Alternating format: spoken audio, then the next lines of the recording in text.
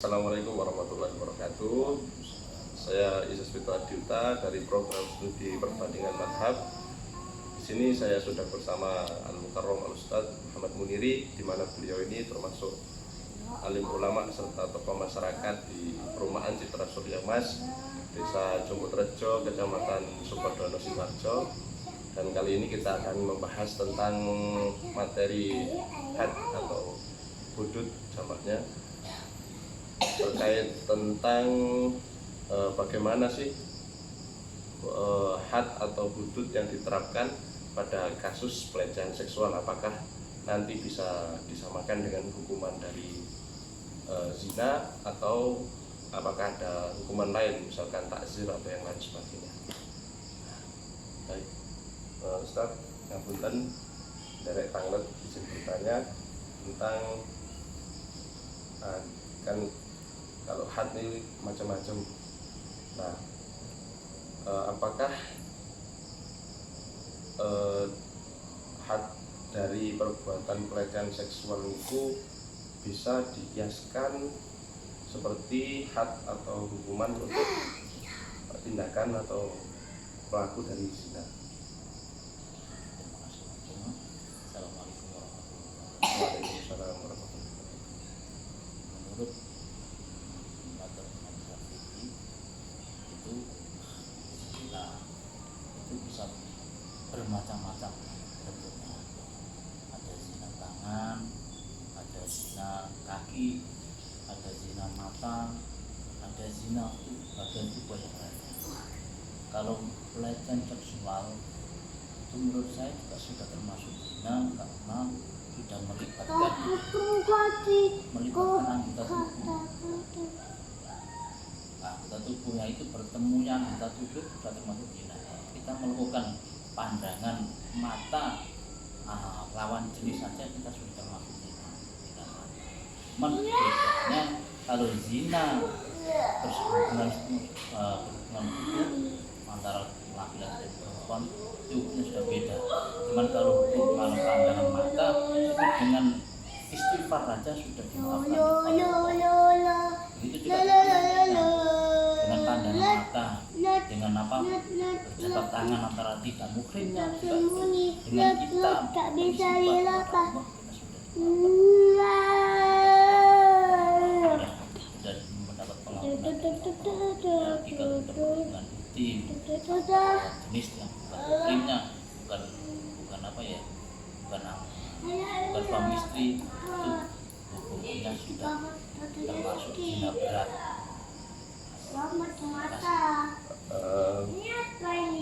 Jika kan misalkan zina ini kan antara laki-laki dan perempuan ini kan sama-sama mau bisa. Kalau pelecehan seksual ini kan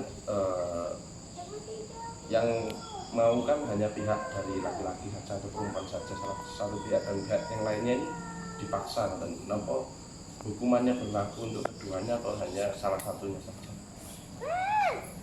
Untuk pelecehan seksual yang seperti itu hukumannya, kalau hukuman pidana itu mungkin buat yang melakukan, yang berbuat zina itu tadi. Kalau jadi hukuman agama, menurut agama itu yang berbuat meskipun apa ya, tidak antar satu dengan lain tidak mau, itu sudah termasuk zina dua-duanya. Oleh sebab itu makanya disebut di situ pelecehan seksual itu kan kalau enggak dibilang enggak sengaja, kenapa bisa bertemu kan gitu. Iya. Nah, itu seperti itu. Kalau memang dia nggak mau, kenapa kok bisa bertemu? Padahal itu bukan muhrimnya, gitu kan gitu. Kenapa dia terus bilang nggak mau? Dia mau bertemu kan gitu. Jadi dari situ aja kita sudah termasuk zina. Pertemuan yang bukan satu muhrim itu sudah termasuk zina. Gitu. Kecuali kalau ada kebutuhan sesuatu, umpamanya ada kebutuhan apa ya, yang mengajukan antara laki-laki dan perempuan, ya tidak bisa tidur Pak dengan alasan apapun, nah itu bisa. Berarti juga yang perempuan ini misalkan kalau menurut agama ya itu seperti itu. Kalau menurut pidana yang laki-laki atau yang perempuan yang mau itu yang dipidana. yang laki-laki itu yang dipidana.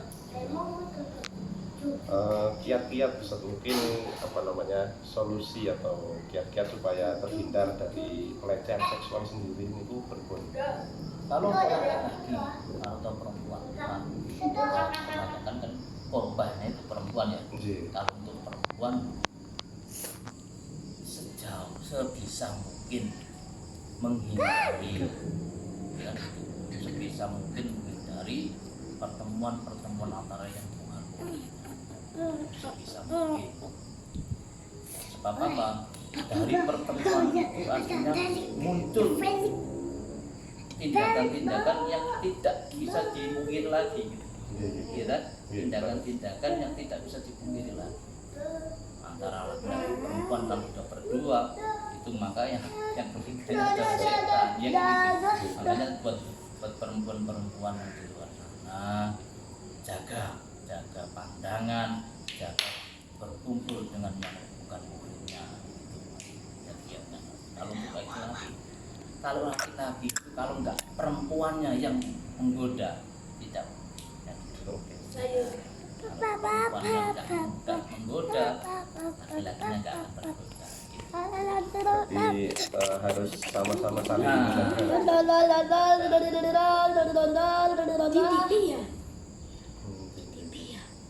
Jadi mungkin itu tadi dari wawancara kami terhadap Ustadz Muniri tentang bagaimana Islam ini terhadap pelaku dari pelecehan seksual sendiri, yang dimana kalau dalam Islam pelecehan seksual ini antara laki-laki maupun perempuan, korban maupun pelaku ini sama-sama dihukum karena keduanya juga terlibat dalam pertemuan atau dalam hal yang membuat tindakan tersebut itu terjadi.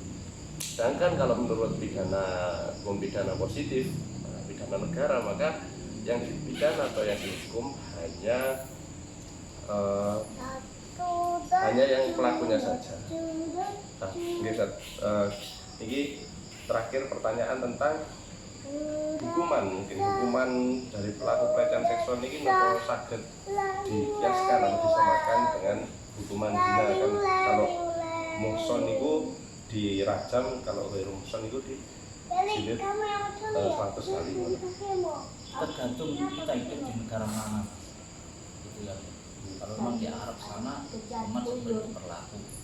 Kalau di sini ada hukum negara, bukan hukum Islam yang diterapkan. Jadi mungkin negara yang bisa tergantung hukum apa yang dipakai, tergantung negaranya ya. Kalau hukum di negara Indonesia kan kita bentuk hukum di negara Arab sana mungkin hukuman karena negara Islam ya, jadi ya pakai hukum Islam. Berarti juga kalau menurut Islam pelaku maupun korban dari pelecehan seksual ini dihukum misalkan sesuai negaranya yang dianutnya. Kalau dia hidup di negara Indonesia, dia hidup di negara yang hukum negara, bukan negara Islam. Kalau dia hidup di negara Islam di Arab sana, mungkin dia bisa dihukum dengan apa yang dilakukan dengan agama yang ada di agama Islam. Kalau dari sudut pandang kacamata fikihnya, Kalau dari fikihnya, ya itu tadi. Kalau memang di fikihnya ya.